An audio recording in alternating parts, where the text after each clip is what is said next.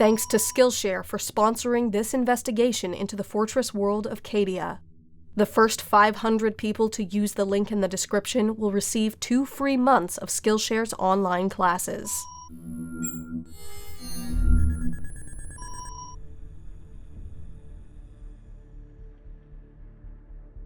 In the region of Imperial space designated Segmentum Obscurus, there lies an anomaly that has come to be known as the Eye of Terror. It is an enormous rift, a permanent storm in the fabric of reality that for 11,000 years has provided a gateway to the nightmarish realm of the warp. Inside is a dimension of madness and despair, where skies weep blood, ancient stars burn in multicolored flares, and the whims of the dark gods hold sway. Since the time of the Horus Heresy, the forces of chaos that reside within have attempted to break out from the Eye of Terror and strike at the millions of worlds that lay beyond. Only one thing has stood in their path: a fortress world that guarded the only navigable route to the Eye of Terror, a place where time and time again the servants of the dark gods would break against the greatest defenders of man. It was a planet known as Cadia, and it was here above all that the bloody work of the Imperium was done. A terrestrial world closely resembling Holy Terra before the age of the Imperium, Cadia was marked by great oceans, temperate plains, windswept moors, and towering mountains.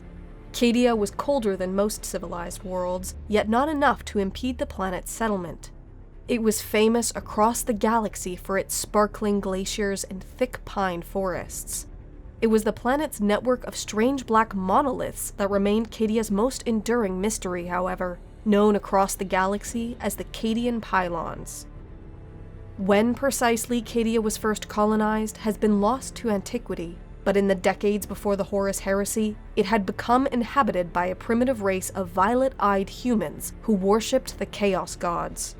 The Word-Bearers Legion and their Primarch, Lorgar Aurelian, was the first to re-establish contact with Cadia, but whatever transpired in these initial meetings might never be known.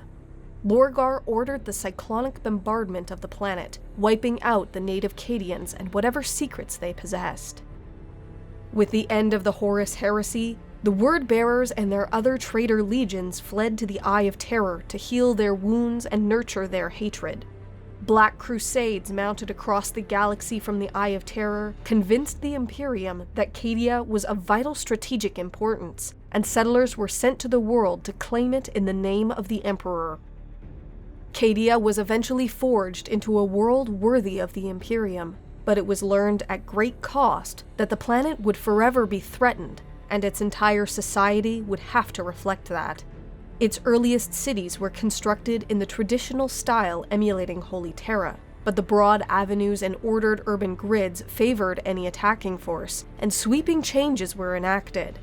Cadia could not afford any distinction between its fortresses and cities.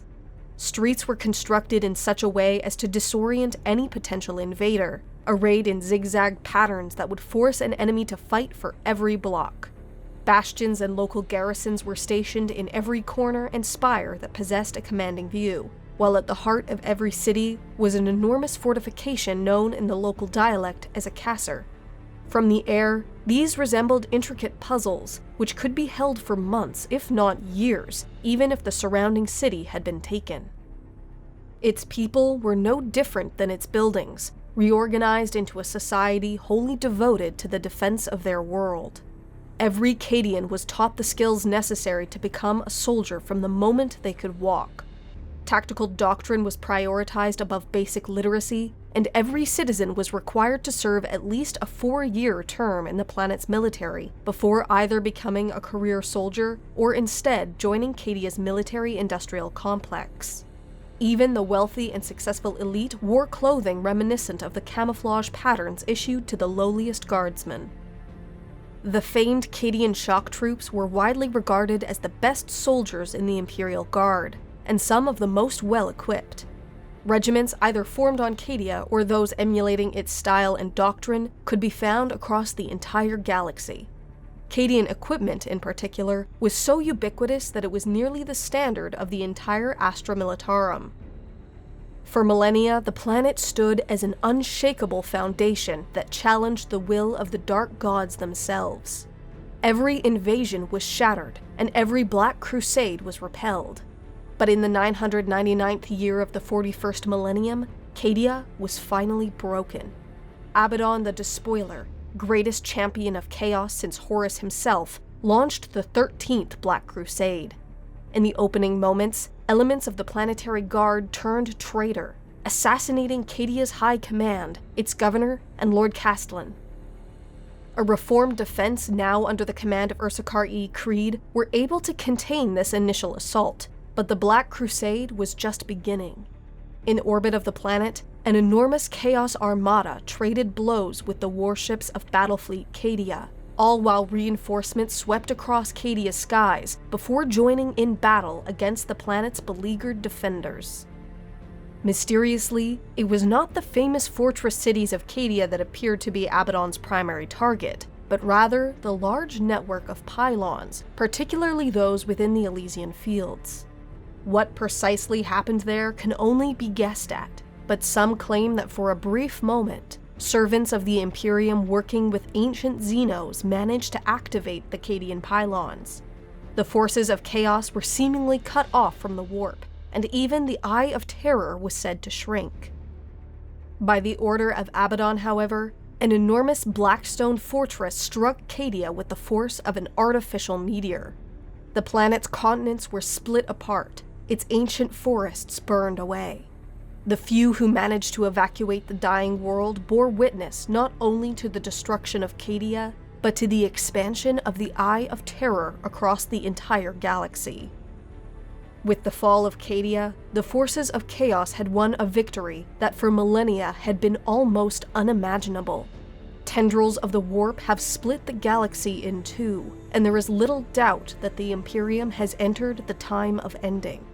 But the ultimate triumph of Abaddon the Despoiler still eludes him. The fall of Cadia has awakened something in the Imperium more powerful than even its greatest fortress. A hunger for retribution has swept across every world, and Cadia has become a martyr whose memory has spurred humanity to ever greater feats of valor. If a creature like Abaddon is still capable of experiencing even a tinge of fear, then he must be haunted by the fact that in destroying Cadia, he has added 1 trillion fallen saints to the highest pantheon of the Imperium. For even as the planet split apart and its shattered remnants were consumed by the Eye of Terror, the red streaks of firing lasguns could still be seen in the darkness. Defenders of Cadia refusing to give in, even as their world cracked and burned around them. From their sacrifice has arisen a new battle cry, one shouted in hatred from the Arctic steppes of Valhalla to the deadly jungles of Catachan. A simple phrase that ensures the memory of Cadia will remain for as long as humanity endures. The planet broke before the Guard.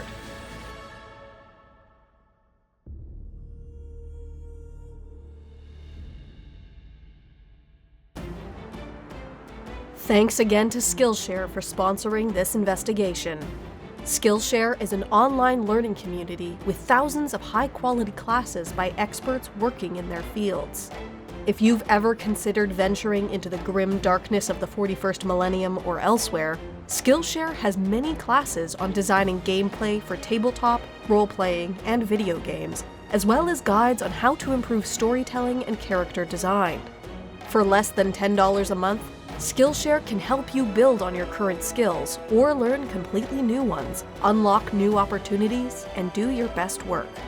The first 500 Templin personnel who sign up for Skillshare using the link in the description will receive 2 free months of unlimited classes that can help you in everything from painting and gameplay design to creative writing, social media, and even learning new languages. The galaxy can be a dangerous place, and as every Templin field agent knows, knowledge is power. So use Skillshare to help give yourself an edge.